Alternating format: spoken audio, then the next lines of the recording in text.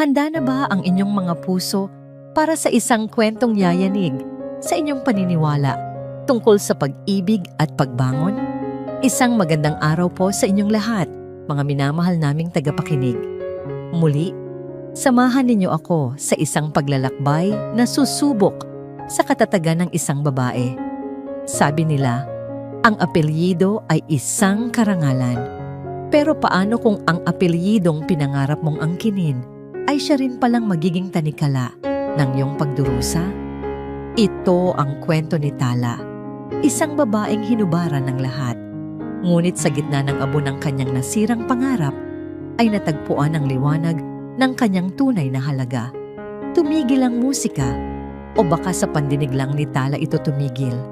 Ang kaninang masayang tugtugin ng piano ay napalitan ng isang nakabibinging katahimikan. Ang lahat ng mga mata sa loob ng marangyang bulwagan ng Villa Marilag ay nakatuon na ngayon sa gitna, sa mesang kinatatayuan niya ng kanyang asawa at ng biyenan niyang si Doña Celestina Velez de Villa. Sa ibabaw ng lamesang salamin, sa pagitan ng mga mamahaling kubyertos at mga kopang may lamang champagne, ay nakalatag ang isang folder. Isang puting folder na para kay Tala ay mas nakakatakot pa kaysa sa isang hatol ng kamatayan. Pumirma ka, Tala. Ang boses ni Doña Celestina ay kasing lamig ng yelo. Walang emosyon, ngunit puno ng kapangyarihan. Bawat salita ay tila isang punyal na tumatagos sa puso ni Tala. Ang mga ngiti sa labi ng mga bisita ay naglaho, napalitan ng mga mapanuring tingin at bulungan. Naramdaman niya ang unti-unting paglamig ng kanyang mga kamay. Hinanap ng kanyang mga mata ang kanyang asawa, si Miguel, na nakatayo sa tabi niya. Migs, halos pabulong na tawag niya. Anong ibig sabihin nito? Pero hindi siya nilingon ni Miguel. Ang mga mata nito ay nakatutok sa sahig na gawa sa marmol. Tila ba may kung anong napakahalagang bagay doon na hindi nito maiwanan. Ang pagkuyom ng mga kamao nito, ang tanging senyales ng kaguluhan sa loob nito. Hindi ka ba nakakaintindi? Muling nagsalita si Doña Celestina, may halong pagkainip sa tono. Divorce papers, pinapapalayas na kita sa pamamahay na ito, sa pamilyang ito. Isang malakas na dagundong ang narinig ni Tala, na akala niya ay kulog mula sa papalapit na ulan sa labas. Ngunit hindi. Iyon ang tunog ng pagguho ng kanyang mundo. 5 taon.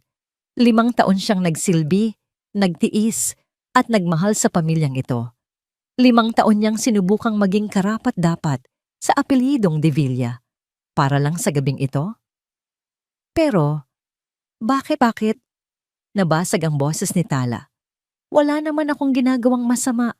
Ang mga anak natin, Migs.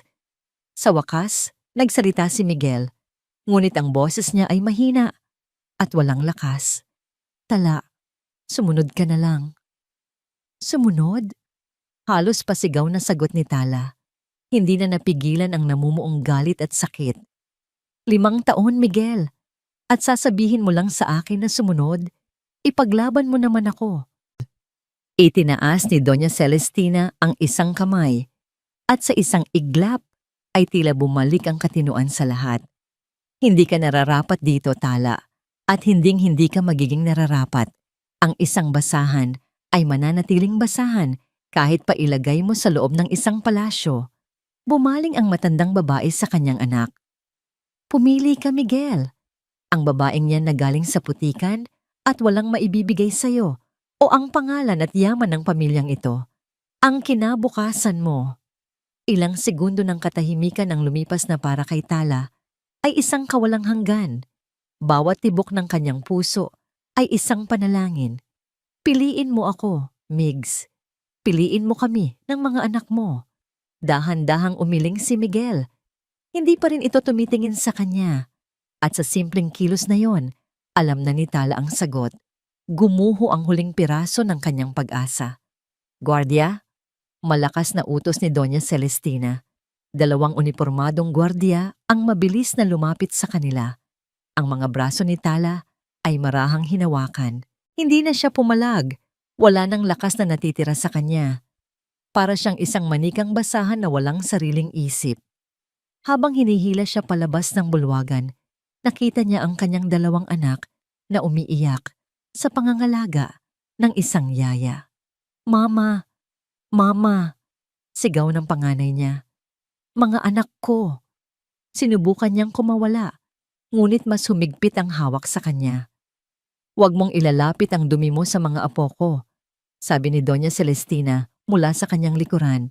"Sila ay mga Devilla, mananatili sila rito." At iyon na ang huling dagok. Kinuha na nila ang kanyang asawa, ang kanyang dignidad, at ngayon, pati ang kanyang mga anak.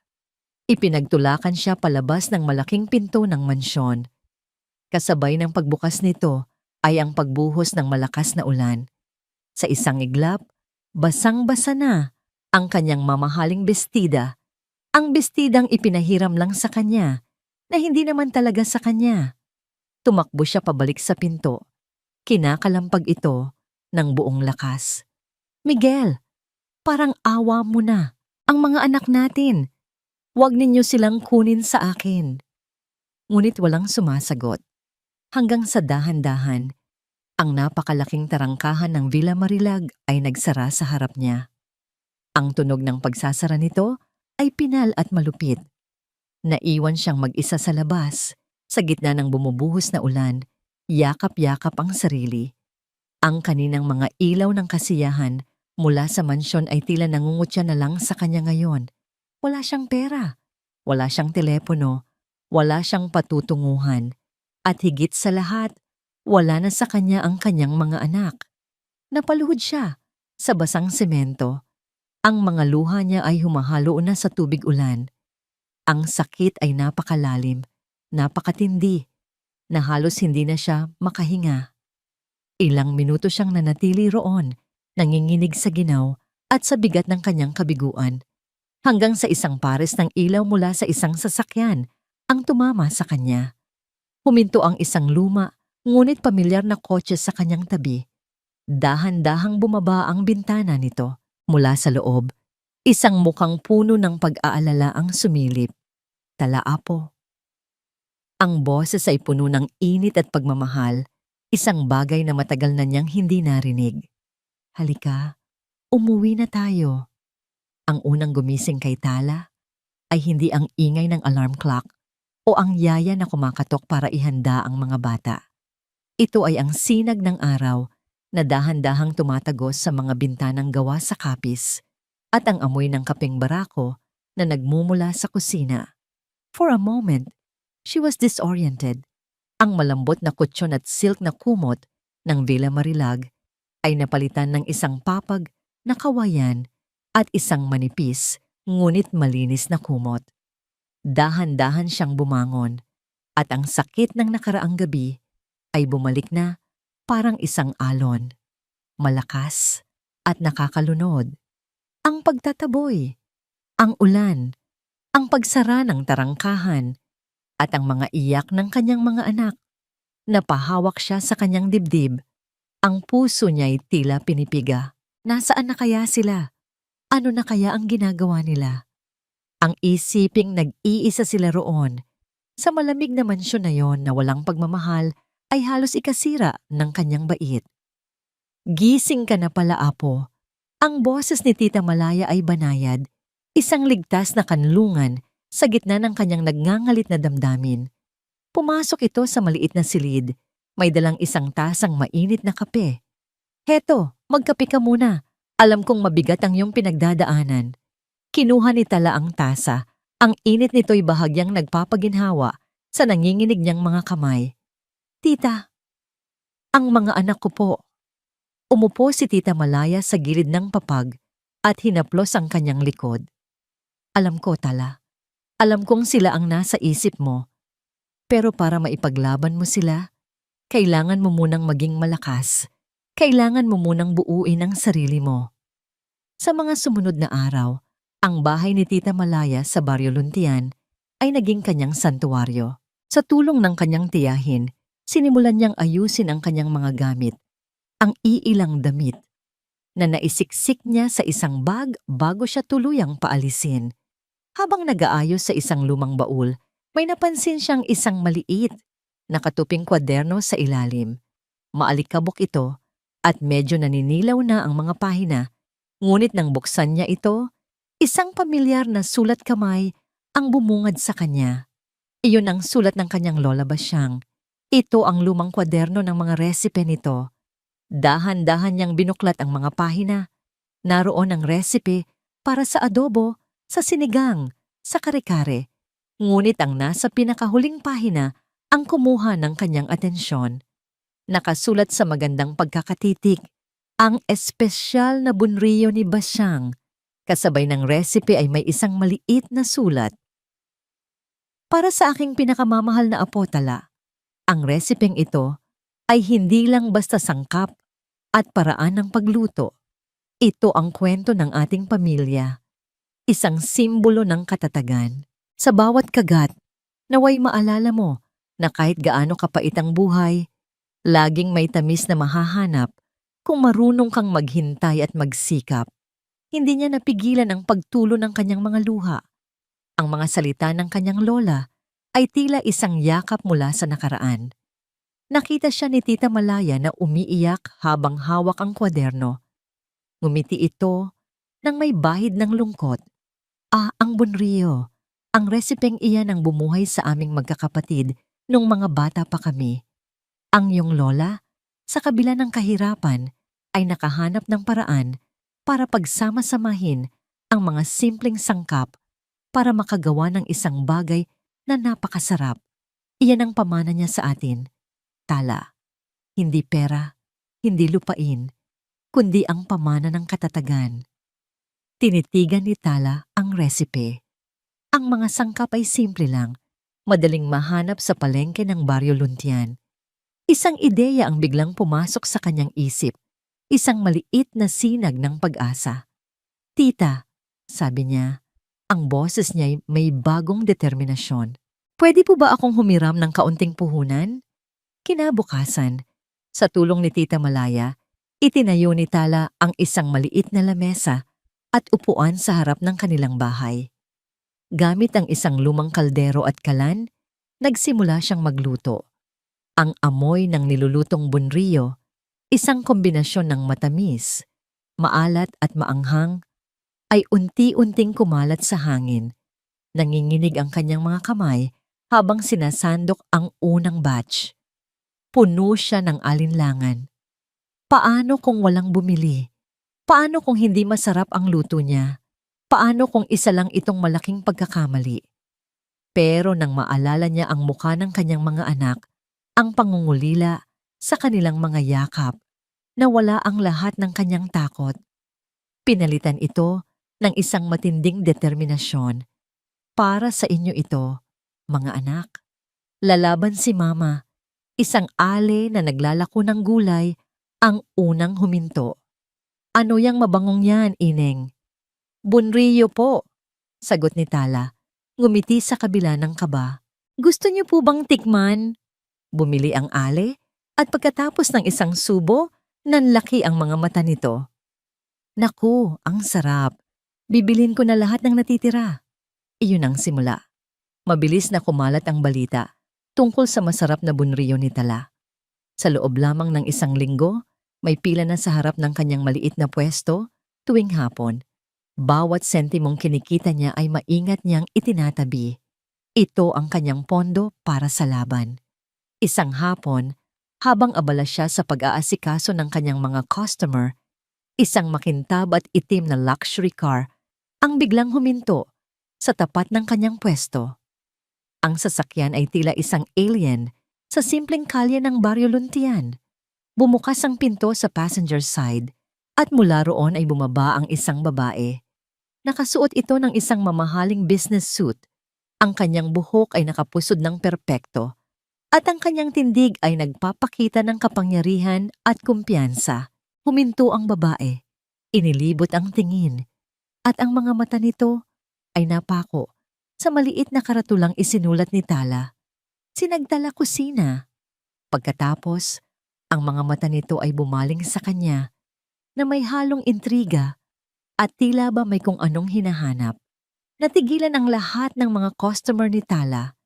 Ang mga usapan ay humina at naging bulungan.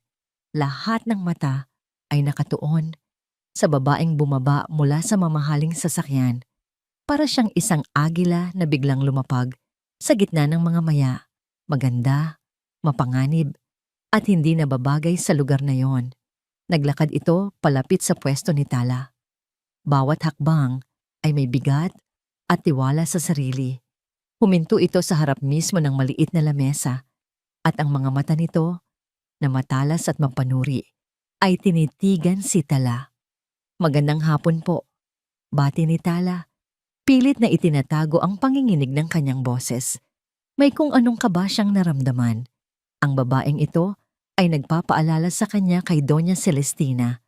Pareho sila ng aura ng kapangyarihan, ng karangyaan. Isa na namang tao mula sa mundong pilit niyang tinatakasan. Hindi agad sumagot ang babae. Ang tingin nito ay bumaba sa kaldero kung saan kumukulo ang sarsa ng bunrilyo. Ang amoy na iyon ang tila nagdala sa kanya roon. Anong tawag dito? Tanong nito. Ang boses ay direkta at walang paligoy. Bunrilyo po, sagot ni Tala. Isang order, utos ng babae. Mabilis na kumilos si Tala, ang kanyang mga kamay ay tila may sariling isip. Kumuha siya ng isang malinis na lalagyan at maingat na nagsandok. Habang ginagawa ito, ramdam na ramdam niya ang titig ng babae. Tila ba sinusuri nito, hindi lang ang kanyang pagkaing niluluto, kundi pati na rin ang kanyang buong pagkatao. Inabot niya ang order. Kinuha ito ng babae at kumuha ng isang kutsara. Sa unang subo nito, napansin ni Tala ang isang bahagyang pagbabago sa ekspresyon ng babae. Ang kaninang matigas at malamig na mukha ay tila lumambot ng isang saglit. May isang kislap na dumaan sa mga mata nito. Hindi lang basta pagkagusto sa lasa, kundi isang bagay na mas malalim. Tila isang alaala na matagal nang nakalimutan. Ngunit kasing bilis ng paglitaw nito, nawala rin ang ekspresyon na yon. Binalik nito ang tingin kay Tala. Sino ang orihinal na may-ari ng resipeng ito? Nagulat si Tala sa tanong. Sa lola ko po, si Lola Basyang. Tumango-tango ang babae, tila may kinukumpirma sa kanyang isip. May potensyal ito, sabi nito, hindi bilang isang papuri, kundi bilang isang propesyonal na pagtatasa. Malaki ang potensyal nito. Inilabas nito ang kanyang wallet at nag-abot ng bayad, isang buong 1,000 piso. Naku, sobra po ito, sabi ni Tala habang naghahanap ng panukli. Sandali lang po. Keep the change, putol ng babae sa kanya. Inilapag nito ang isang maliit na puting card sa lamesa. Ang pangalan ko ay Diwa Cruz. Ako ang CEO ng Delgado Foods Corporation. CEO. Ang salitang yon ay tumama kay Tala na parang isang sampal. Isa siyang CEO. Galing siya sa mundo ni Miguel. Sa mundo ni Doña Celestina. Ang mundong dumurog sa kanya. Gusto kong makipag-partner sa'yo. Diretsong sabi ni Diwa. Gusto kong dalhin ang bunrilyo na ito sa merkado. Bigyan ng maayos na packaging, tamang marketing, at ilagay sa lahat ng major supermarket sa bansa. Napatulala si Tala. Hindi niya alam kung ano ang sasabihin. Ang mga salita ni Diwa ay tila nanggagaling sa isang ibang mundo. Partnership? Supermarkets? Marketing? Ang tanging gusto lang naman niya ay kumita ng sapat na pera para mabawi ang kanyang mga anak. Hindi ako nagbebenta ng awa, Miss Alfonso. Pagpapatuloy ni Diwa, tila nabasa nito ang pag-aalinlangan sa kanyang mukha. Nakikita ko ang isang magandang produkto at isang magandang oportunidad sa negosyo. Ito ay isang business proposal, walang personalan. Ang alok ay nakakasilaw. Ito na ba ang sagot sa kanyang mga dasal? Ang daan para patunayan sa korte na kaya niyang buhayin ang kanyang mga anak? Ngunit kasabay ng pag-asa ay ang pagbabalik ng takot. Naalala niya ang mga mapanuring mata ng mga Devilla, ang mga patakaran ng alta sosyedad. ang politika, sa loob ng isang malaking kumpanya. Naalala niya kung paano siya ginawang parang isang palamuti lang, isang bagay na walang sariling boses. Ayaw na niyang bumalik doon. Umiling si Tala. Ang mga luha ay nagbabadyang tumulo. Paumanhin po, Ma'am Cruz. Pero hindi ko po yata kaya. Bakit? Gusto ko na lang po ng simpleng buhay, sabi ni Tala. Ang boses ay nanginginig. Ayoko na pong bumalik sa mundo ng mga mayayaman, sa mundo ng negosyo. Masyado po akong nasaktan doon. Ang gusto ko lang po ay makasama ang mga anak ko. Tinitigan siya ni Diwa Cruz ng ilang sandali. Walang paghuhusga sa mga mata nito. Tanging isang malalim na pag-intindi. Hindi ito nagpumilit. Hindi ito nangumbinsi. Tumalikod na ito at nagsimulang maglakad pabalik sa sasakyan. Akala ni Tala ay iyon na ang katapusan. Ngunit bago ito pumasok sa loob, muli itong lumingon. Ang halaga mo ay hindi idinidikta ng ibang tao, Miss Alfonso, sabi ni Diwa. Ang boses ay malinaw at matatag. Tawagan mo ako kapag handa ka ng ikaw mismo ang magdikta niyan. Pumasok ito sa sasakyan at ang itim na kotse ay mabilis na nawala sa dulo ng kalsada. Naiwan si Tala na nakatayo roon. Tulala. Hawak ang malamig at mamahaling business card sa kanyang palad. Sa isang gilid, nakaukit sa gintong letra, Diwa Cruz, CEO, Delgado Foods, Gabi. Nakaupo si Tala sa loob ng bahay, pinagmamasdan ang business card. Paulit-ulit na naglalaro sa isip niya ang mga sinabi ni Diwa.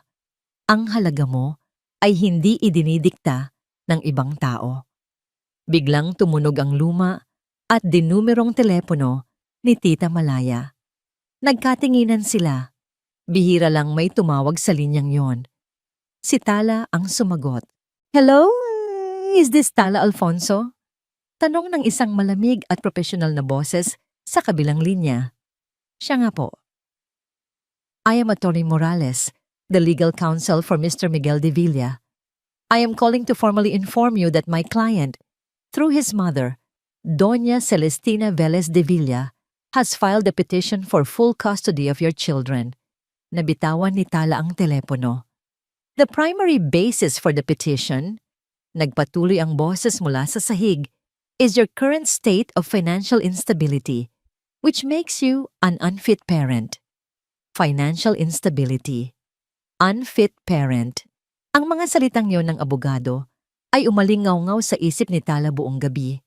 Mas malakas pa sa kulog, mas matalim pa sa anumang masasakit na salitang ibinato sa kanya ni Doña Celestina.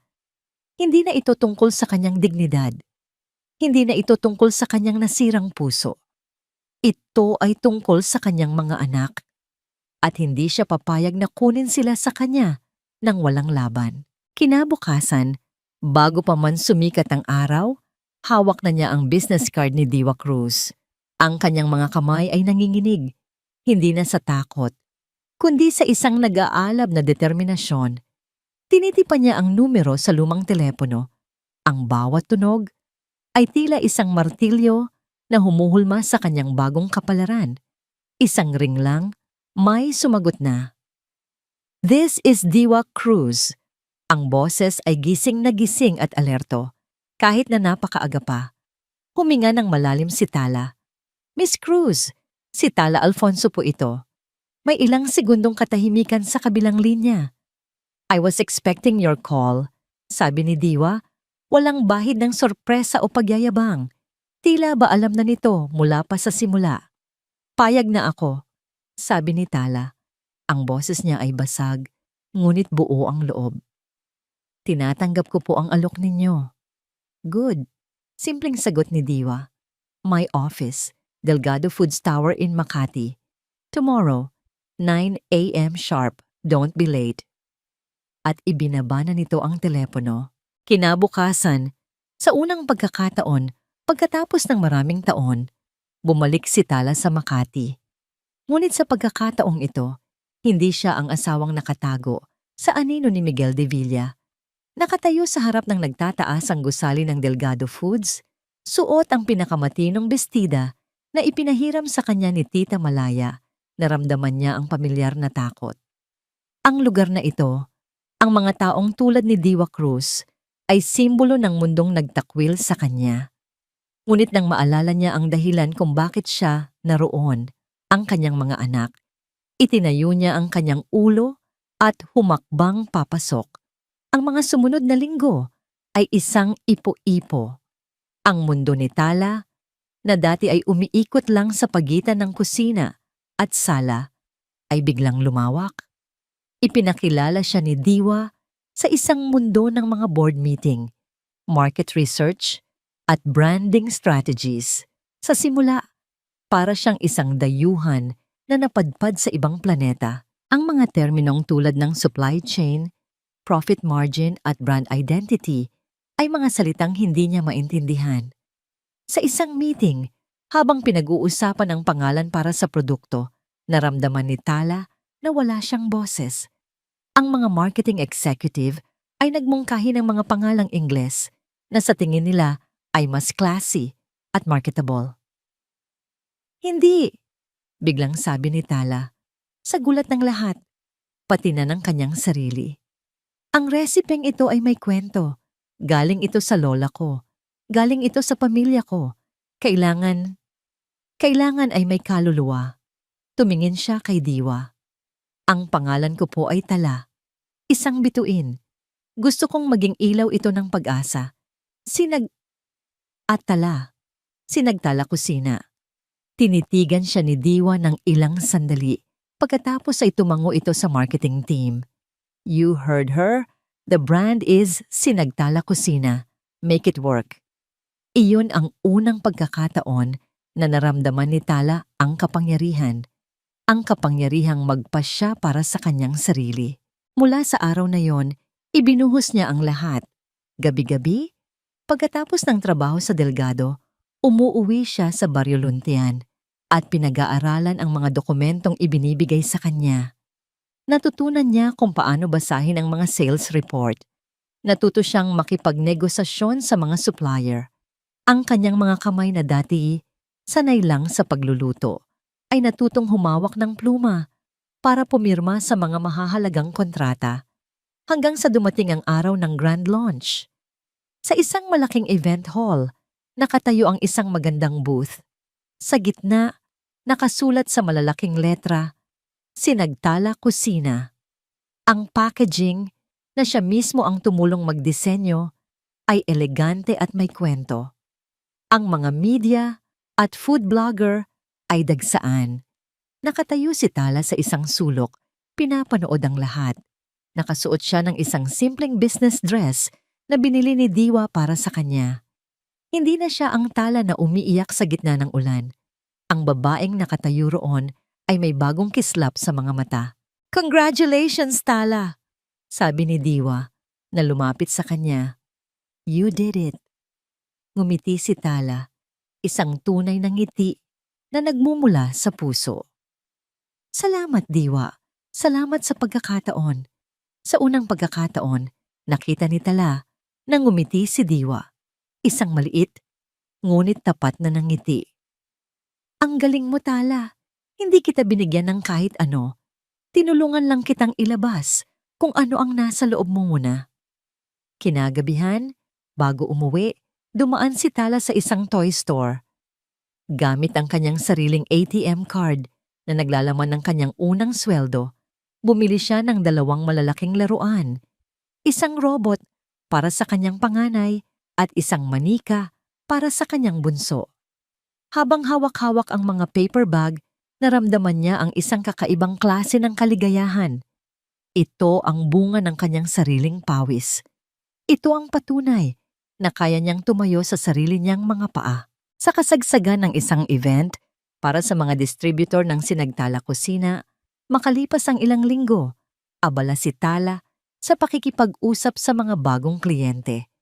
Ang tagumpay ay abot kamay na. Masaya siya, panatag, hanggang sa may isang pamilyar na anino ang tumabon sa kanya.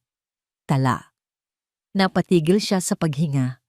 Ang boses na yon, dahan-dahan siyang lumingon. Nakatayo sa harap niya si Miguel, ang kanyang dating asawa. Mukha itong mas payat at may lungkot sa mga mata nito na hindi niya pa nakikita dati. Miguel, anong ginagawa mo rito? Hindi ito sumagot agad. Inilibot nito ang tingin sa paligid, sa mga banner ng Sinagtala Kusina, sa mga taong bumabati kay Tala. I'm happy for you, Tala. Talagang nagtagumpay ka. Kailangan ko. Simpleng sagot ni Tala. May bahid ng lamig sa kanyang boses. Lumapit si Miguel. Ang boses ay halos pabulong na. Kaya nga ako nandito. Mag-ingat ka, Tala. Ano ang ibig mong sabihin? Si Mama. Sabi ni Miguel may takot sa kanyang mga mata. Alam kong alam na niya ang tungkol dito. At hindi siya papayag na maging masaya ka. Hindi ka niya titigilan. Ang babala ni Miguel ay nanatili sa isip ni Tala na parang isang multo. Hindi ka niya titigilan. Alam niyang totoo iyon. Nakita niya ang determinasyon sa mga mata ni Miguel. Isang halo ng takot at pagsisisi. Kaya't sa mga sumunod na araw, kahit na patuloy ang pag-angat ng Sinagtala Kusina, may isang bahagi sa kanya na laging nag-aabang, laging nagmamasid, naghihintay sa unang dagok. At dumating nga ito. Nasa gitna siya ng pag-iinspeksyon sa kanilang bagong central kitchen, isang pasilidad na ipinagmamalaki niya dahil sa kalinisan at kaayusan nito. Nang biglang mag-vibrate ang kanyang telepono, isang notification mula sa isang sikat na gossip blog. Ang headline na nakasulat sa malalaking pulang letra ay tila isang suntok sa kanyang sikmura. Skandalo sa Sinagtala Kusina. Sikretong sahog, galing nga ba sa dumi? Nanlamig ang kanyang mga kamay. Binuksan niya ang link. Naroon ang isang artikulo. Puno ng mga walang basehang akusasyon mula sa isang di umano'y dating empleyado. Sinasabi nitong hindi malinis ang proseso ng paghahanda ng bunriyo, na tinitipid ang mga sangkap at may mga insidente ng food poisoning na pilit na itinatago. Bawat salita ay isang lason. Ang kanyang pinaghirapan, ang pamana ng kanyang lola, ang pangalang binuo niya mula sa abo. Lahat ay sinisirang walang awa sa ilang talata lamang. Tala? Napalingon siya. Nakatayo sa tabi niya si Diwa. Ang mukha nito ay kalmado, ngunit ang mga mata ay matalas. Hawak din nito ang sariling telepono. Nakita ko na, sabi nito. This is her opening salvo. Predictable, but vicious. Anong gagawin natin? Tanong ni Tala. Ang boses ay nanginginig. Ang mga empleyado sa paligid ay nagsisimula ng magbulungan. Ang kanilang mga mukha ay puno ng pag-aalala. We do nothing, sagot ni Diwa. For now, we continue working. We ensure our standards are impeccable. Let them throw their baseless accusations. We will fight them with truth. Ngunit hindi pa sila tapos. Kinahapunan, habang nasa kalagitnaan sila ng produksyon, biglang bumukas ang mga pinto ng kusina. Isang grupo ng mga taong nakasuot ng uniforme mula sa health department ang pumasok. May dalang mga papeles at isang aura ng autoridad. Surprise health inspection. Sabi ng nangunguna sa kanila, ang boses ay malamig at opisyal. May natanggap kaming reklamo tungkol sa inyong pasilidad. Natigilan ang lahat. Ang ingay ng mga makina ay tila humina. Si Tala, sa kabila ng alam niyang malinis ang kanyang kusina, ay nakaramdam ng matinding kaba. Paano kung may itinanim sila? Paano kung may ginawa silang paraan para magkaroon ng basehan ang kanilang mga kasinungalingan? Ngunit bago pa man siya makapagsalita, humakbang si Diwa. Of course, welcome to Sinagtala Kusina, sabi nito. Ang boses ay professional at walang bakas ng kaba. Please, do your inspection. My quality assurance manager will assist you. We have nothing to hide. In fact, we welcome this. Pinanood ni Tala kung paano pamunuan ni Diwa ang sitwasyon. Kalmado nitong ipinakita ang lahat ng kanilang mga sertipikasyon, ang mga logbook ng kalinisan, at ang CCTV footage na nagpapakita ng kanilang maingat na proseso mula simula hanggang dulo. Bawat tanong ng mga inspektor ay sinasagot nito ng may kumpiyansa at katibayan. Pagkatapos ng halos 2 oras na masusing pagsisiyasat, umalis ang mga health inspector nang walang nakitang anumang paglabag. Ngunit alam ni Tala at Diwa na ang pinsala ay nagawa na. Ang balita tungkol sa surprise inspection ay siguradong kakalat na rin. Kinabukasan, gaya ng inaasahan, laman na naman sila ng mga balita. Ngunit sa pagkakataong ito, handa na si Diwa. Nagpatawag ito ng isang kagyat na press conference. Sa harap ng mga kamera at reporter, tumayo si Diwa hindi para magdepensa, kundi para umatake. Kahapon, ang Sinagtala Kusina ay naging biktima ng isang marumi at malisyosong black propaganda. Simula niya, ngayon, narito kami para ipakita sa inyo ang katotohanan. Isa-isang ipinakita ni Diwa sa malaking screen ang mga ebidensya. Ang malinis na resulta ng health inspection, ang mga testimonya ng kanilang mga tapat na supplier, at ang mga CCTV footage na nagpapakita ng kanilang food-grade na proseso. Pagkatapos, tinawag niya si Tala sa entablado. Nanginginig ang mga tuhod ni Tala, ngunit nang makita niya ang tiwala sa mga mata ni Diwa, nakahanap siya ng lakas. Ako po si Tala Alfonso. Sabi niya sa mikropono, ang boses niya ay mahina, ngunit malinaw.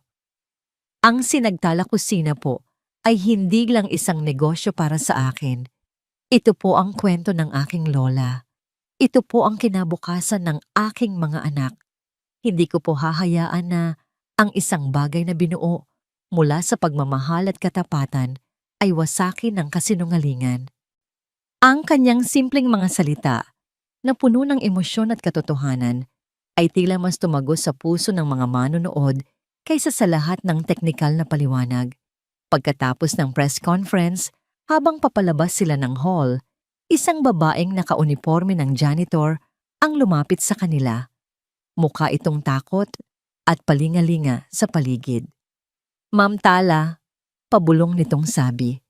Dati po akong nagtrabaho sa De Villa Foods. Nagkatinginan si Tala at Diwa.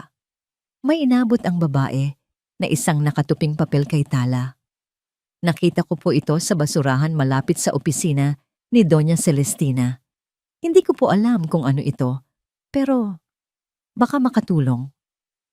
Mabilis na umalis ang babae bago pa man makapagpasalamat si Tala.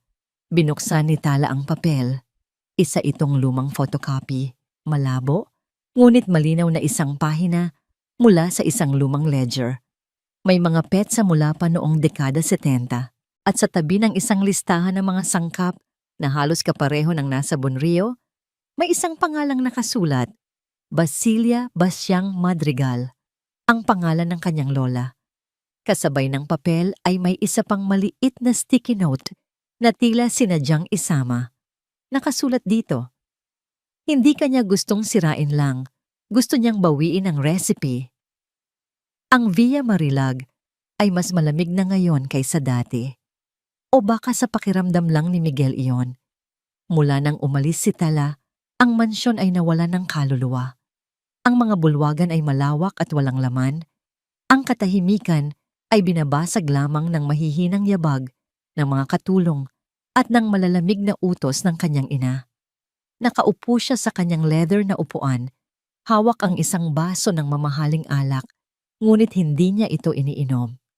Nakatutok ang kanyang mga mata sa screen ng tablet, pinapanood ang replay ng press conference ni Tala. Nakita niya ang tapang sa mga mata nito, isang tapang na hindi niya kailanman nakita noong sila pa ang magkasama. Nakita niya ang dignidad sa tindig nito habang sinasabi nitong ang Sinagtala Kusina ay ang kinabukasan ng kanilang mga anak. Bawat salita nito ay tila isang sampal sa kanyang pagkalalaki. Siya dapat ang naroon. Siya dapat ang nagtatanggol sa kanila. Ngunit wala siyang ginawa. Isang pamilyar na kirot ng pagsisisi ang muling kumirot sa kanyang dibdib. Simula nang makita niya si Tala sa event, hindi na siya mapakali. Ang tagumpay nito ay salamin ng kanyang kaduwagan. Patayin mo yan. Ang boses ni Doña Celestina ay nagmula sa kanyang likuran. Hindi man lang niya namalayan ang pagpasok nito sa silid-aklatan. Wala kang mapapala sa panonood sa babaeng yan. She's doing well, ma, sabi ni Miguel. Hindi inaalis ang tingin sa screen. She's happy. Huwag kang magpalinlang, Miguel. Iyan ay palabas lamang. Sagot ng kanyang ina, may pait sa tono. Ngunit huwag kang mag-alala. Ang lahat ng bagay ay may katapusan. Umalis si Doña Celestina, ngunit ang mga huling salita nito ay nag-iwan ng masamang pakiramdam kay Miguel. Hindi lang ito basta galit ng isang biyenan. Mayroon pang iba. May isang obsesyon na hindi niya maintindihan. Bakit ganoon na lamang ang interes ng kanyang ina sa isang maliit na negosyo? Kinagabihan, habang papunta siya sa kusina para kumuha ng tubig, napadaan siya sa lumang opisina ng kanyang Lolo Velez, ang ama ni Doña Celestina. Bahagyang nakabukas ang pinto. Narinig niya ang boses ng kanyang ina sa loob. Kausap ang abogado nito sa telepono. Hindi sapat ang black propaganda. Kailangan nating patunayan na sa atin ang orihinal na resipe, mariing sabi ni Doña Celestina. Hanapin mo ang lahat ng lumang dokumento ng Velez Foods. Kailangan nating mahanap ang anumang ebidensya na magpapatunay na sa atin yon nagmula. Ang orihinal na resipe.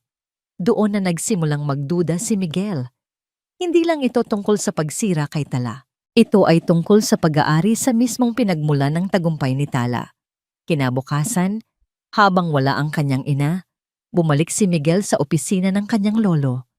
Ang silid ay bihira ng buksan. Amoy luma at alikabok. Ang mga muebles ay natatakpan ng puting tela. Nilapitan niya ang malaking estante na puno ng mga lumang libro at folder. Habang naghahanap, isang alaala ang biglang bumalik sa kanya. Noong mga unang taon nila, ni Tala sa mansyon. Isang hapon, nagluto si Tala ng bunriyo. Ang amoy nito ay nagbigay buhay sa malamig na kusina. Masaya sila noon. Biglang pumasok si Doña Celestina. Ano nang amoy probinsyang yan? Mataray na tanong nito. Ngunit sa likod ng pangiinsulto, nakita ni Miguel ang isang bagay na kakaiba sa mga mata ng kanyang ina. Isang matalas na pagmamasid. Pinanood nito ang bawat galaw ni Tala sa pagluluto. Tila kinakabisado. Tila sinusuri. Noong una, inakala niyang iyon ay paraan lang nito para humanap ng kapintasan. Ngayon, naiisip niyang baka may iba pa itong dahilan. Sa likod ng isang hilera ng mga encyclopedia, nakita niya ang isang maliit na pinto. Isang walk-in vault. Hindi ito nakalock. Pumasok siya. Sa loob ay may mga kahon ng lumang papeles. Sa isang sulok, may isang maliit na baul na gawa sa kahoy na may mga inukit na disenyo. Nakalock ito. Gamit ang isang lumang letter opener, pinilit niyang buksan ang sirang kandado. Bumukas ito. Sa loob, sa ilalim ng mga naninilaw na titulo ng lupa at stock certificates, ay may isang manipis na photo album. Binuksan niya ito. Mga lumang litrato. Isang batang Celestina na nakangiti. Mga larawan ng Velez Foods noong nagsisimula pa lang ito. At sa huling pahina, may isang litratong hindi pamilyar. Isang babaeng nasa mga 40 anyos, nakangiti habang naghahalo ng isang malaking kaldero sa isang simpleng kusinang gawa sa kawayan.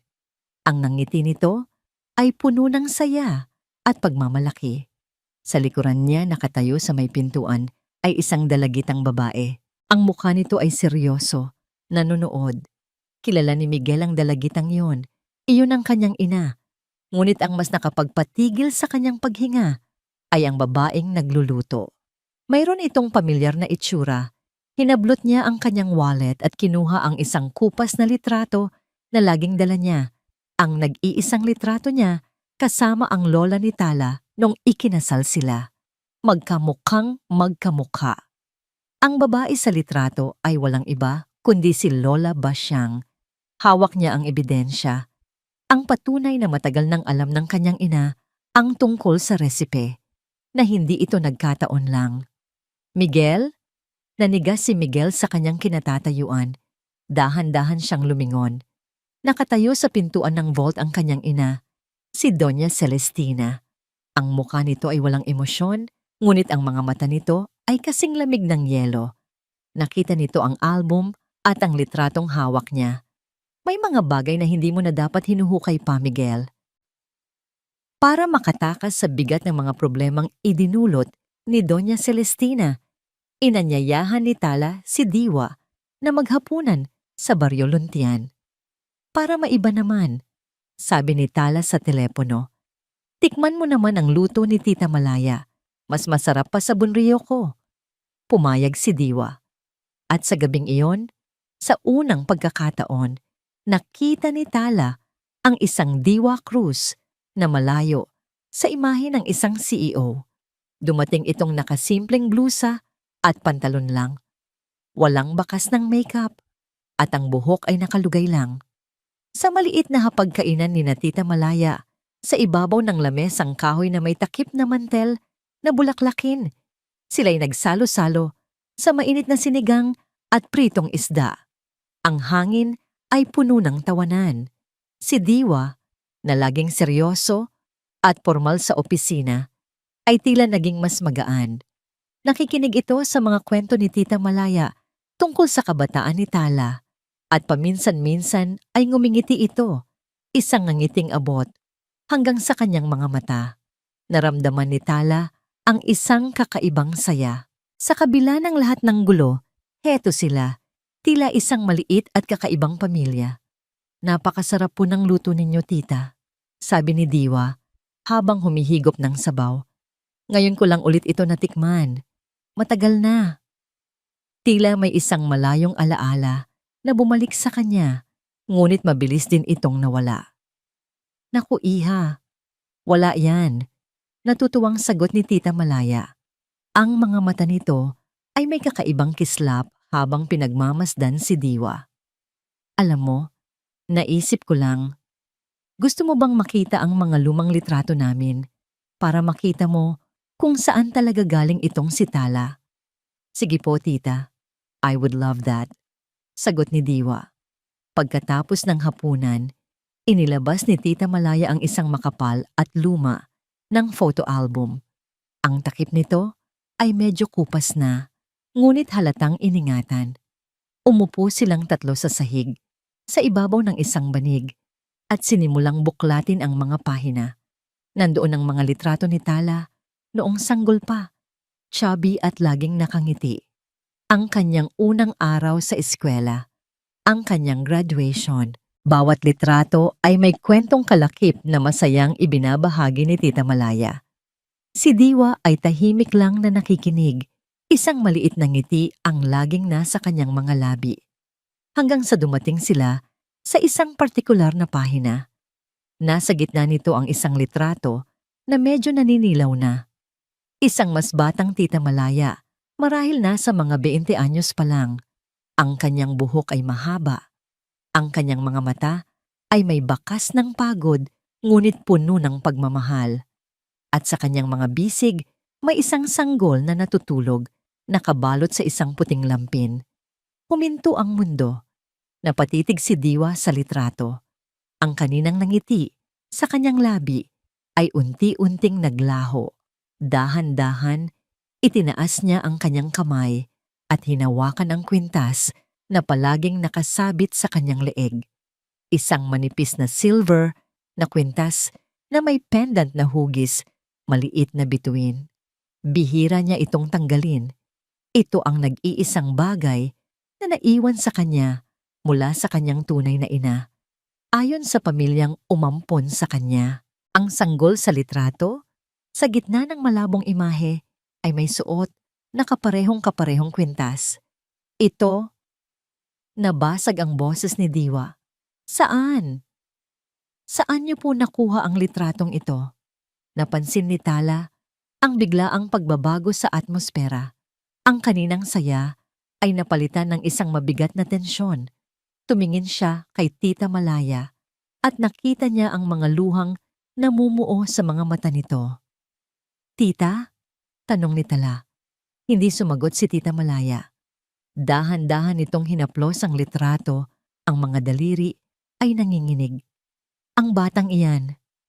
Nagsimula ito. Ang boses ay garalgal. "Iyan ang pinakamalaking pagsisisi at ang pinakamalaking pagmamahal ng buhay ko." Tumingin ito kay Diwa at sa mga mata nito ay may isang agos ng kalungkutan at pangungulila na tila tinago nito sa loob ng 30 taon. "Noong dalaga pa ako, Tala, nagkaroon ako ng anak, isang napakagandang batang babae. Pinangalanan ko siyang Diwa." Natigilan si Tala. Tumingin siya mula kay Tita Malaya patungo kay Diwa, na ngayon ay maputlang maputla na. "Napakabata ko pa noon." Pagpapatuloy ni Tita Malaya, ang mga luha ay malaya. Nang dumadaloy sa kanyang mga pisngi, "Walang-wala kami. Namatay ang tatay ninyo. Hindi ko alam kung paano ko siya bubuhayin. Ang isipin na magugutom siya, na hindi ko maibibigay ang buhay na nararapat para sa kanya." Dinurog nito ang puso ko. Isang gabi, humikbi ito. May isang pamilyang mayaman na hindi magkaanak na nakiusap sa akin. Ipinangako nila na bibigyan nila siya ng magandang buhay, ng magandang kinabukasan. Ang sakit, ang sakit-sakit. Pero para sa kanya, ginawa ko. Ibinigay ko siya. Si Diwa ay napatayo. Ang kanyang mga mata ay nanlalaki sa hindi makapaniwalang pagtingin. Ang kanyang paghinga ay mabigat. Hinawakan niya ang kanyang kwintas na parang ito ang tanging bagay na pumipigil sa kanya na gumuho. "Ang kwintas na iyan," sabi ni Tita Malaya. Ang boses ay halos pabulong na. "Iyan ang kapares ng pulseras na suot ko ngayon. Ipinagawa ko yan bago kita isinuko. Para kahit saan ka man mapadpad, may isang piraso ng pagmamahal ko na laging kasama mo." Itinaas ni Tita Malaya ang kanyang kamay. Ipinakita ang isang luma at manipis na silver na pulseras na may kaparehong disenyo ng bituin. Ang katotohanan ay sumabog sa gitna ng maliit na sala na parang isang bomba. Ang CEO na tumulong kay Tala ay hindi isang estranghero. Ang babaeng hinahangaan niya ay hindi isang business partner lang. Si Diwa Cruz ay ang kanyang pinsan, ang anak na matagal nang nawawala ni Tita Malaya. Ang pagkagulat sa mukha ni Diwa ay napalitan ng iba't ibang emosyon: pagkalito, sakit, galit, at isang matinding kalungkutan. 30 taon. 30 taon siyang nabuhay na iniisip na siya ay inabandona. 30 taon siyang naghahanap ng mga kasagutan. Hindi. Umiling-iling si Diwa. Hindi ito maaari. Tumingin siya mula sa umiiyak na si Tita Malaya patungo sa litrato, pagkatapos ay kay Tala. Ang lahat ay masyadong mabilis, masyadong mabigat. "Diwa, sandali." Sinubukang hawakan ni Tala ang kanyang braso, ngunit umiwas si Diwa, tila napaso. "Huwag," sabi nito. Ang boses ay nanginginig. Kailangan ko ng hangin." Sa isang iglap, tumalikod ito at mabilis na naglakad palabas ng pinto. Ang tunog ng pagsara ng pinto ay umalingaw-ngaw sa katahimikan. Kasunod ang mabilis na pag-andar ng makina ng kanyang sasakyan. Naiwan si Tala at ang humahagulgol na si Tita Malaya sa gitna ng sala, sa tabi ng isang photo album na naglalaman ng isang sikretong nagbago sa kanilang lahat. Ang mga araw pagkatapos ng gabing iyon ay nabalot ng isang nakabibinging katahimikan. Hindi tumatawag si Diwa. Hindi rin ito sumasagot sa mga tawag at text ni Tala. Sa opisina, sinabi ng kanyang sekretarya na si Diwa ay kumuha ng isang indefinite leave. Bawat araw na lumilipas, lalong bumibigat ang dibdib ni Tala, hindi lang dahil sa negosyo, kundi dahil sa isang pamilyang kakakilala pa lang niya ay tila muling nawawasak. Si Tita Malaya ay palaging malungkot. Ang mga mata ay laging tila naghihintay. At sa gitna ng personal na unos na ito, Dumating ang pangalawang pag-atake ni Doña Celestina. Mas tuso, mas formal, at mas nakamamatay.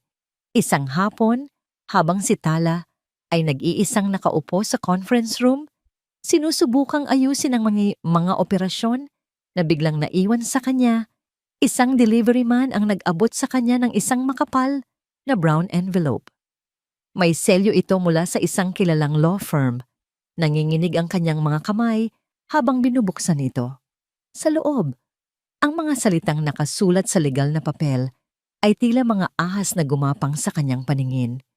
Civil Case Number 25-103, De Villa Corporation versus Tala Alfonso and Sinagtala Cucina Foods. RE, Intellectual Property Theft and Unlawful Use of a Corporate-Owned Recipe. Napatayo si Tala. Ang kanyang paghinga ay tila naipit sa kanyang lalamunan. Pagnanakaw, ninakaw niya ang recipe ng sarili niyang lola. Kasama ng summons ay mga kopya ng ebidensya, mga lumang dokumento na may selyo ng Velez Foods mula pa noong 1970s, mga sinumpaang salaysay mula sa mga dating empleyado na nagpapatunay na ang bunrio ay isang experimental recipe ng kumpanya. Isang detalyadong narrative kung paano ang lola ni Tala, na isang simpleng katulong lang daw sa kusina noon, ay tinangkang angkinin ang resipe. Kasinungalingan. Lahat ay kasinungalingan. Ngunit ang mga dokumento ay mukhang opisyal. Ang mga petsa ay mukhang kapani-paniwala. Ito ay isang perpektong gawa-gawang katotohanan. Kinabukasan, sa opisina ng abogado ng Delgado Foods, gumuho ang natitirang pag-asa ni Tala. Magaling ang mga abogado nila, sabi ni Attorney Ramos, isang matandang lalaki na may seryosong mukha. Habang binabasa ang mga dokumento, ang mga ebidensya nila, kahit na alam nating peke, ay napakatibay sa papel. May mga petsa, may mga pirma, may mga testimonya. Samantalang tayo, ang hawak lang natin ay isang lumang kwaderno at ang kwento ng iyong pamilya. Tumingin ito sa kanya ng may awa. Sa korte, Attorney Ramos, ang ebidensya ang nagsasalita, hindi palaging ang katotohanan. Ang mga salitang iyon ay ang hatol. Ang balita tungkol sa kaso ay mabilis na kumalat na parang apoy. Sa pagkakataong ito, hindi na ito chismis lang sa blog. Ito ay isang lehitimong kaso at sa mata ng publiko at ng mundo ng negosyo. Kung nasaan ang usok, malamang ay may apoy. Nagsimula ang pagbagsak. Ang telepono sa opisina ay walang tigil sa pagtunog. Ang mga investor na dati pumupuri sa kanya ay biglang nagtatanong at nagbabanta. Ang isang malaking supermarket chain na kasosyo nila ay nagpadala ng email. We will be temporarily pulling out all Sinagtala Cucina products from our shelves pending the result of this legal case. Ang mga benta ay bumagsak. Ang mga order ay nakansela. Ang Sinagtala Cucina, ang bituin ng kanyang pag-asa, ay unti-unting namamatay. Isang gabi, naiwan si Tala sa opisina, mag-isa. Nakatingin siya sa bintana, sa mga ilaw ng Makati, na dati simbolo ng kanyang bagong simula. Ngunit ngayoy tila nangungutya sa kanyang kabiguan. Napapaligiran siya ng mga sales chart na puro pula, ng mga cancellation notice, ng multo ng isang pangarap na gumuho. Nawala na ang lahat, ang kanyang asawa, ang kanyang mga anak, at ngayon, ang kanyang negosyo, ang nag-iisang pag-asa niya para mabawi sila. Napayuko siya sa kanyang lamesa at doon, sa gitna ng katahimikan, ay humagulgol siya ng walang tunog. Hindi pa tapos ang laban. Isang pamilyar na boses ang bumasag sa katahimikan. Dahan-dahang itinaas ni Tala ang kanyang ulo. Nakatayo sa may pinto si Diwa. Ang buhok nito ay medyo magulo. Ang mga mata ay may bakas pa rin ng kalungkutan, ngunit ang tindig nito ay matatag. Diwa, sorry kung nawala ako, sabi ni Diwa. Lumalakad palapit sa kanya. Kailangan ko lang mag-isip. Kailangan kong tanggapin ang lahat. Huminto ito sa harap niya. Ang babaeng yon, si Doña Celestina. Hindi lang niya sinisira ang negosyo mo, nilalapastangan niya ang alaala ng lola mo, ang lola natin, at sinasaktan niya ang nanay ko. Tumingin ito sa mga mata ni Tala at sa pagkakataong yon, nakita ni Tala ang isang bagay na mas matibay pa sa isang business partnership. Nakita niya ang dugo, ang pamilya. Hindi kita iiwan, Tala, mariing sabi ni Diwa. Ano man ang mangyari, pamilya tayo at hindi tayo magpapatalo. Sa gitna ng kanyang kawalan ng pag-asa, isang maliit na pag-asa ang muling sumibol sa puso ni Tala. Hindi na siya nag-iisa. Biglang tumunog ang telepono ni Tala. Isang unknown number. Nag-aalangan man, sinagot niya ito. Hello? Tala, si Migs to. Ang boses ni Miguel sa kabilang linya ay iba. Hindi ito ang mahinang boses na dati niyang naririnig. Ito ay puno ng pagmamadali at takot. Galing ako sa opisina ni Mama. May narinig ako. May nakita ako. Tala, kailangan nating magkita. Miguel, anong... Magkita tayo sa Kape Kalinaw, sa labas ng Baryo Luntian. Ngayon na. May ibibigay ako sa'yo. Sabi ni Miguel. Ang boses ay halos pabulong na. Sisirain nito si Mama, pero ililigtas ka nito. At biglang naputol ang linya. Ang Kape Kalinaw ay isang maliit na kapihan sa gilid ng highway. Ilang kilometro lamang mula sa Baryo Luntian. Ang pangalan nito ay isang kabalintunaan sa nararamdaman ni Tala habang nagmamaneho siya papunta roon, kasama si Diwa sa passenger seat. Walang kapayapaan sa kanyang puso, tanging isang nagngangalit na bagyo ng kaba, pag-asa at takot. Nadatnan nila si Miguel na nag-iisa sa isang mesa sa pinakasulok na bahagi ng kapihan. Nakayuko ito, nakatingin sa tasang hindi naman niya ginagalaw. Nang makita sila, mabilis itong napatayo. Ang mukha niya ay puno ng pagkabalisa. Salamat at dumating kayo, sabi niya. Ang boses ay nanginginig. Wala tayong maraming oras. Walang paligoy-ligoy. Inilapag ni Miguel sa mesa ang isang luma at makapal na leather-bound journal. Ang takip nito ay may inisyal na AV. Amadeo Velez, ang kanyang lolo. Nasa opisina ako ni Mama kanina. Paliwanag ni Miguel, mabilis at pabulong. Narinig ko siyang kausap ang abogado niya. Pinaghahandaan na nila ang final hearing. Sabi niya, siguraduhin mong walang makakalabas na anumang personal na gamit mula sa vault ni Papa. Doon ko naalala ang nakita ko dati. Bumalik ako. Tumingin siya sa mga mata ni Tala at sa unang pagkakataon, nakita ni Tala ang isang matinding pagsisisi at determinasyon. Ang tagal kong naging duwag, Tala. Ang tagal kong hinayaan na kontrolin niya ako. Pero hindi na ngayon. Hindi ko nahahayaang sirain niya ang alaala ng lola mo at ang kinabukasan ng mga anak natin. Binuksan niya ang journal sa isang pahinang may marka. Basahin niyo, basahin. Sabay na yumuko si Tala at Diwa. Ang sulat kamay ay luma na, ngunit malinaw pa rin. Ito ang mga salita ng lolo ni Miguel. Isinulat mahigit 40 taon na ang nakalipas. October 17, 1978, nakahanap ng isang pambihirang talento ang aking Celestina. Isang kusinera mula sa probinsya, si Basilia. Ang kanyang lutong bunrio ay may kakaibang lasa na siguradong papatok sa merkado. Sinabi ko kay Celestina na kunin ang recipe, bayaran kung kinakailangan. Ngunit ang anak ko ay may mas malaking ambisyon. Sabi niya, bakit natin babayaran ng isang bagay na pwede naman nating hiramin at pagandahin, Papa? May talino talaga siya sa negosyo. Sa bawat salitang binabasa nila, unti-unting nabubuo ang buong larawan ng panlilinlang. Ang mga sumunod na pahina ay nagdetalye kung paano pinag-aralan at binago ng Velez Foods ang recipe. Binigyan ito ng bagong pangalan na hindi naman sumikat at kalaunan ay ibinasura nang hindi magtagumpay sa merkado. Ngunit ang pinakamatinding ebidensya ay ang huling talata sa serye ng mga entry na yon. January 5, 1979. Umalis na ang kusinera. Tila nalaman niya ang aming balak.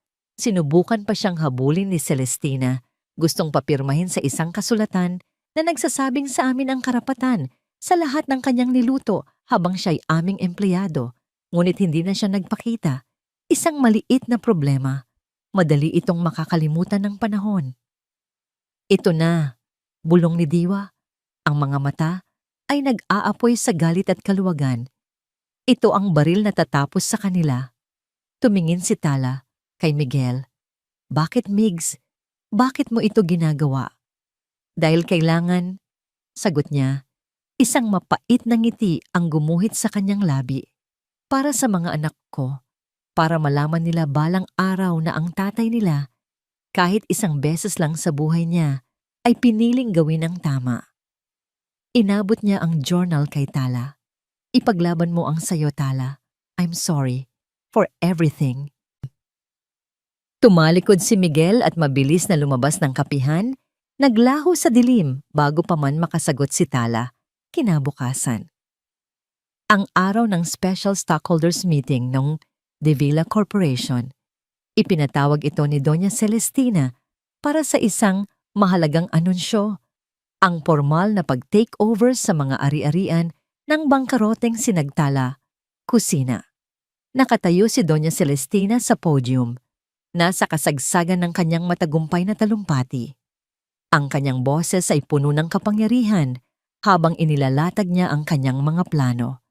Ang mga miyembro ng board at ang mga stockholder ay taimtim na nakikinig. At sa pamamagitan ng legal na proseso, na ipawalang bisa natin ang walang basehang pag-angkin sa isang recipe na lehitimong pag-aari ng pamilya Velez. Ngayon, ibabalik natin ito sa nararapat nitong tahanan. Biglang bumukas ang malaking pinto sa likuran ng hall.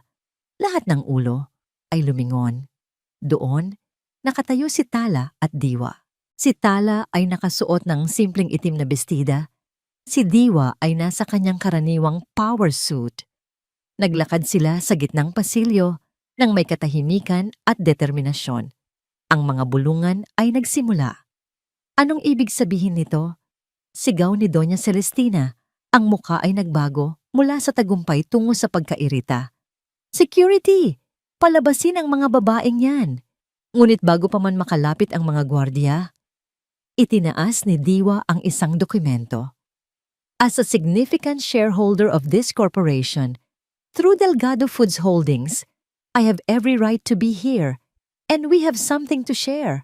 Sa isang iglap, ang malaking screen sa likod ni Doña Celestina na kanina'y nagpapakita ng logo ng De Villa Corp ay nag-flash ng isang imahe, ang close-up shot ng sulat kamay mula sa journal ni Amadeo Velez.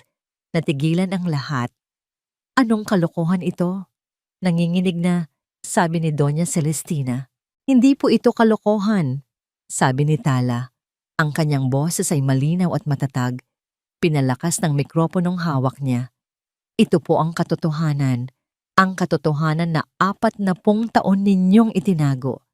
Isa-isang ipinakita ni Diwa ang mga pahina ng journal sa screen, habang si Tala ang nagbabasa ng mga salita ng lolo ni Miguel ng malakas at may damdamin. Ang kwento ng pagnanakaw, ng panlilinlang, ng pag-abuso sa isang simpleng kusinera na ang tanging kasalanan ay ang magkaroon ng pambihirang talento. Ang kaninang paghanga sa mga mukha ng mga stockholder ay napalitan ng pagkabigla, pagkatapos ay ng galit at pagkasuklam. Kasungalingan. Lahat yan ay gawa-gawa lang. Desperadong sigaw ni Doña Celestina. Ang kanyang mukha ay namumutla na. Kung kasinungalingan ito, Mama, bakit nasa akin ang orihinal?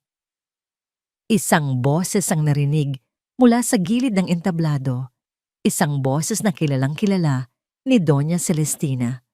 Lumabas si Miguel mula sa anino. Hawak ang orihinal na journal. Tumingin siya sa kanyang ina. Hindi na may takot, kundi may awa. Tapos na ang laro, Ma.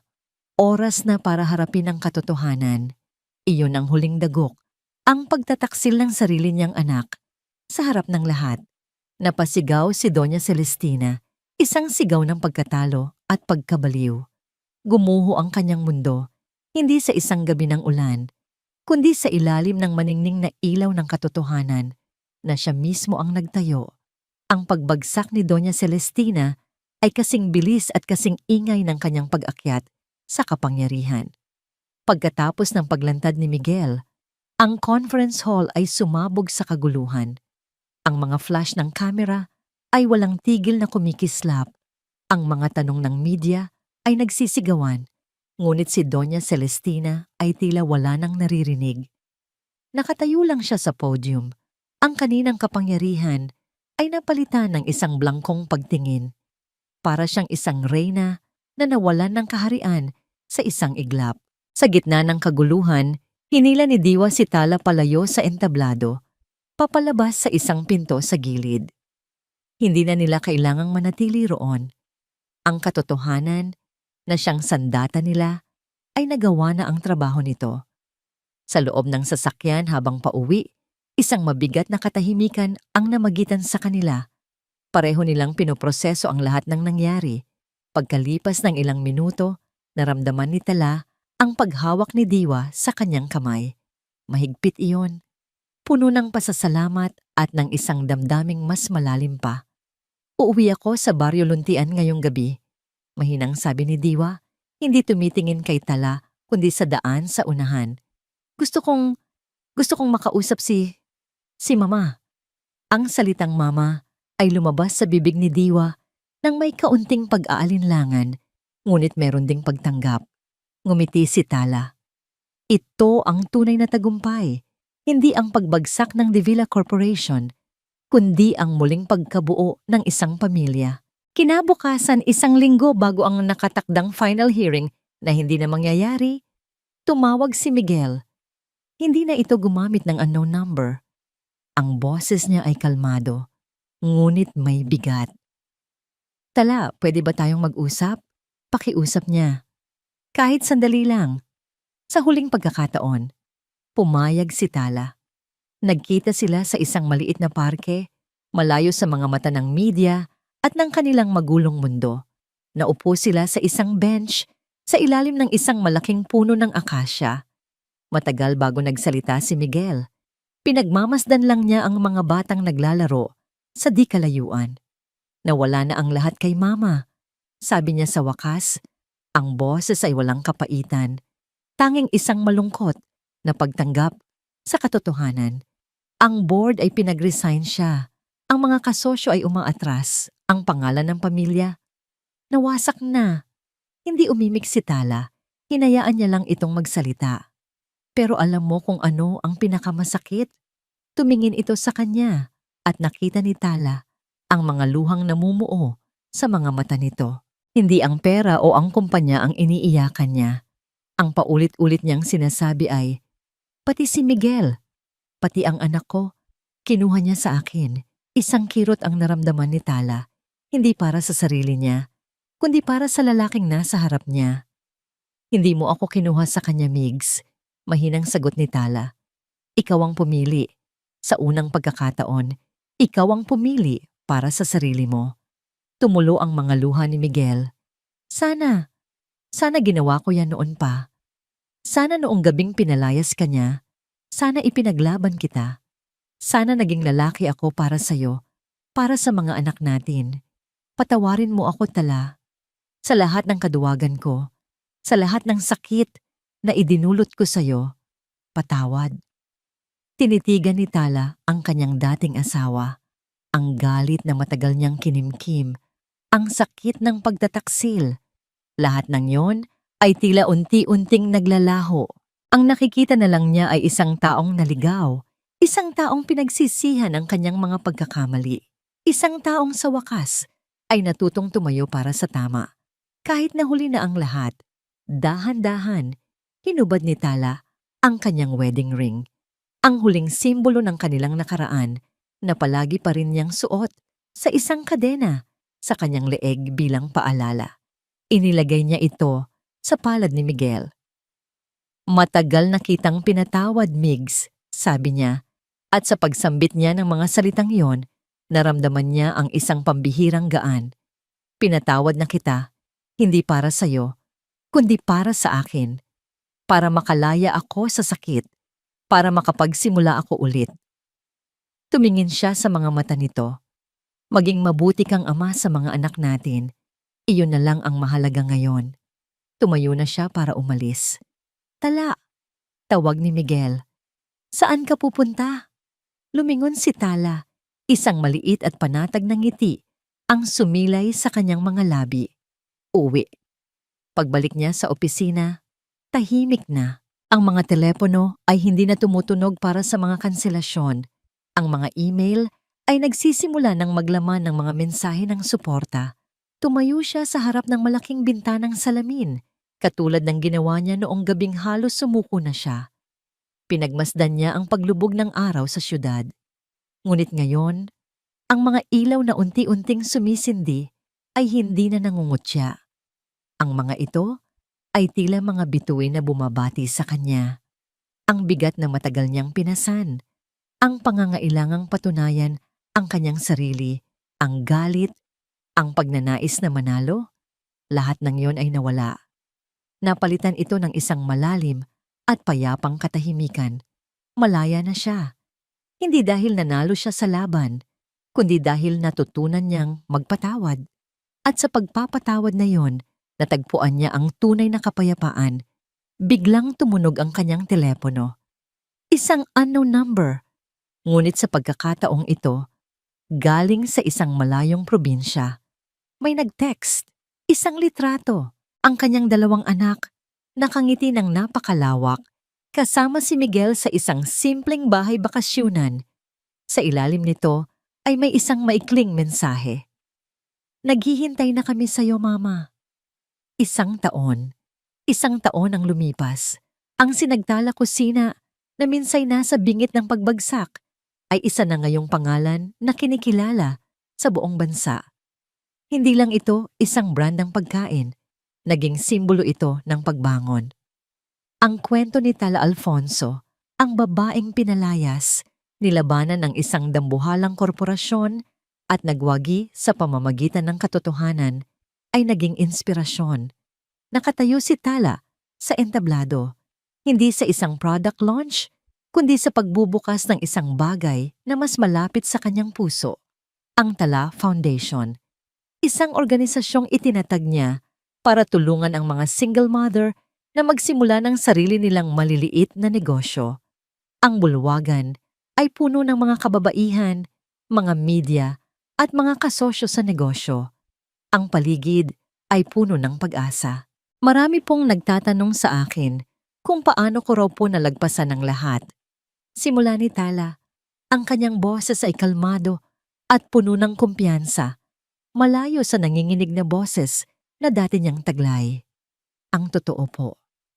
Hindi ko po alam kung paano sasagutin yan sa isang salita lang, pero siguro po, nagsimula ang lahat nang matutunan kong tanggapin na minsan, kailangan talagang mabasag para muling mabuo. Tumingin siya sa mga mukha ng mga babaeng nasa harap niya, mga mukhang may kwento ng paghihirap pero may kislap ng pag-asa. Lahat po tayo ay may mga bituin sa ating mga puso. Minsan, natatakpan po ito ng mga ulap ng takot, ng pagkabigo, ng sakit. Akala natin, hindi na ito sisikat pang muli. Pero ang totoo, ang bituin ay laging nandoon. Naghihintay lang ito ng tamang pagkakataon para muling magniningning. Ang sinagtala kusina po at ang pundasyong ito ay ang aking paraan para sabihin sa inyo, huwag kayong matakot sa dilim dahil doon madalas pinakamaliwanag ang sinag ng isang tala. Nagpalakpakan ang mga tao. Mula sa gilid ng entablado, nakangiting pinapanood siya ni Diwa at ni Tita Malaya, magkatabi. Ang kanilang mga mata ay puno ng pagmamalaki. Kinagabihan, sa bago niyang bahay, hindi kasing laki ng Villa Marilag, ngunit masagana sa init at pagmamahal, tahimik na nakaupo si Tala sa kanyang beranda habang pinapanood ang kanyang mga anak na masayang naglalaro sa hardin. Ang kaso para sa kustodya ay matagal nang naayos. Mayroon silang shared custody ni Miguel, isang areglo na pareho nilang sinang-ayunan para sa kapakanan ng mga bata. Dumating ang kartero at may iniabot na isang sulat. Ang selyo ay galing sa isang malayong probinsya sa Visayas. Ang sulat kamay ay pamilyar. Galing ito kay Miguel. Ito ang pangalawa niyang sulat sa loob ng isang taon.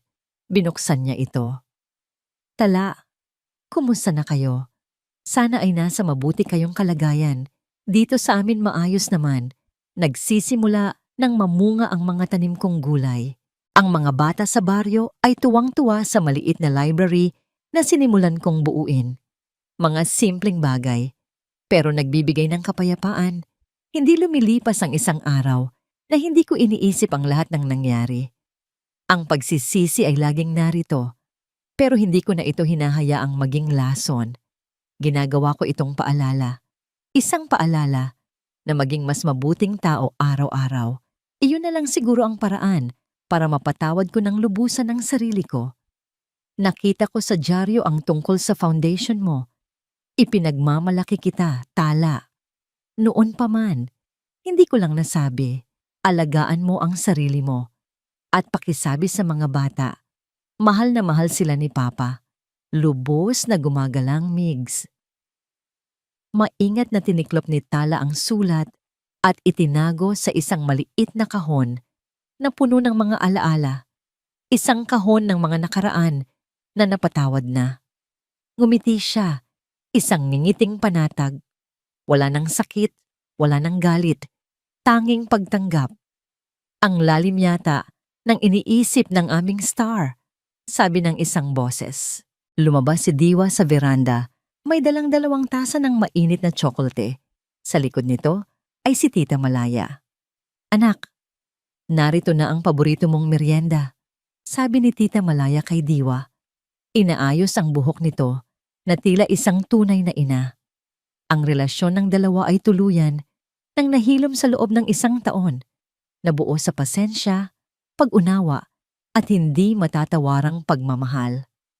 Salamat, Ma, sagot ni Diwa bago bumaling kay Tala. Successful ang launch kanina. Ang daming gustong mag-pledge ng tulong sa foundation. Salamat sa'yo, sabi ni Tala. Hindi ko ito magagawa kung wala ka. Tayong lahat. Pagtatama ni Diwa, ngumiti ito. Pamilya. Nagkwentuhan sila habang pinapanood ang papalubog na araw. Ang usapan ay magaan at puno ng tawanan. Nang paalis na si Diwa, bigla itong huminto at lumingon kay Tala nang may mapanoksong ng ngiti.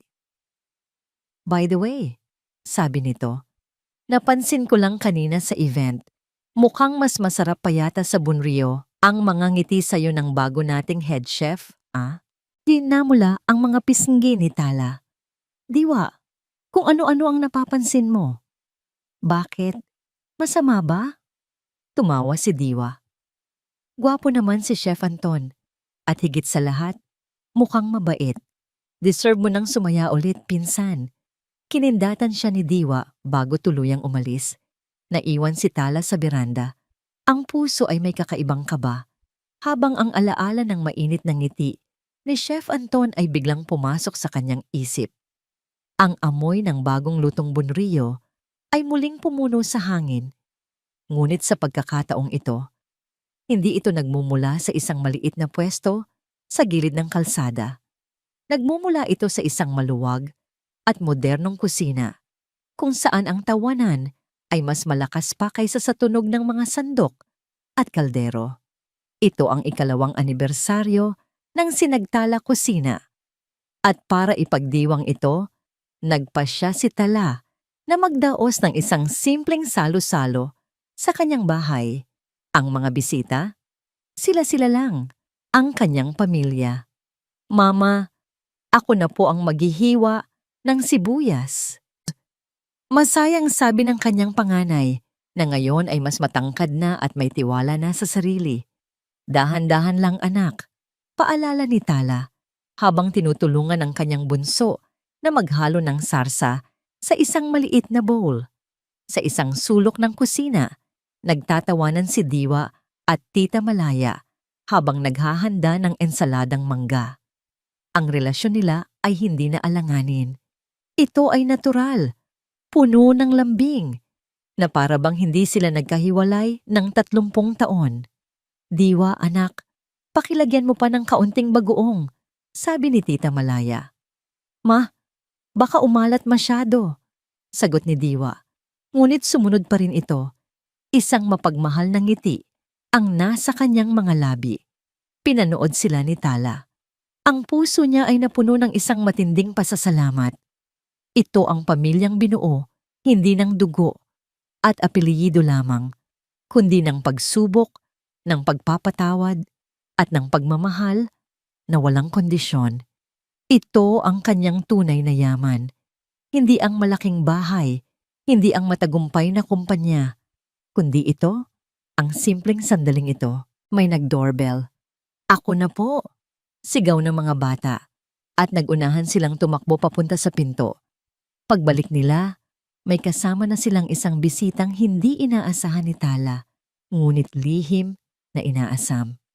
Chef Anton, bati ni Tala, hindi maitago ang bahagyang pamumula ng kanyang mga pisngi. Tala, bati ni Anton, ang kanyang mga mata ay ngumingiti. May dala itong isang bouquet ng mga simpleng puting bulaklak at isang cake. Happy anniversary sa sinagtala at sayo. Naku, nag-abala ka pa, sabi ni Tala.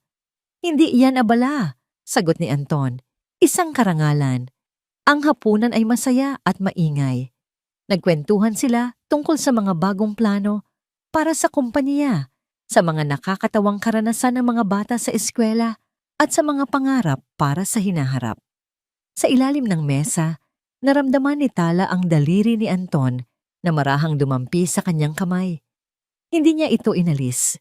Sa halip, hinayaan niya lang doon, isang tahimik na pangako ng isang bagong simula. Pagkatapos ng hapunan, habang ang mga bata ay abala sa pagkain ng cake at sina Diwa at Tita Malaya ay nagkakape, lumabas si Tala at Anton sa hardin.